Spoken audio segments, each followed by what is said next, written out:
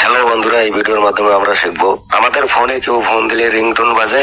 এখন থেকে রিংটোন হবে, রিংটোনের সাথে যে ফোন দিব তার নামও বলে দিবে। এই যে দেখেন, তাহলে বকবক করে লাভ নাই। আপনি যদি নতুন হয়ে থাকেন স্বাগতম, আর আগেই সাবস্ক্রাইব করে অ্যাক্টিভ থাকলে থ্যাংক ইউ সো মাচ। তাইলে সরাসরি ভিডিওতে চলে যাচ্ছি। তার জন্য আমরা এখন সেটিংসে ক্লিক করব।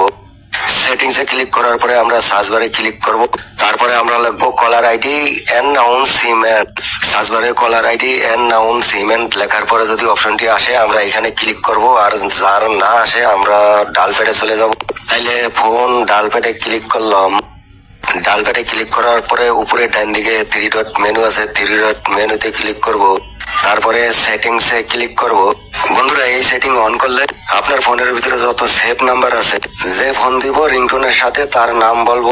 আর আপনার ফোনের ভিতরে যদি নাম্বারটি সেভ না থাকে তাহলে আপনার ওই নাম্বারটি বলে দিব রিংটোনের সাথে, ঠিক আছে? তারপর কলার আইডি অ্যানাউন্সমেন্টে আমরা ক্লিক করব।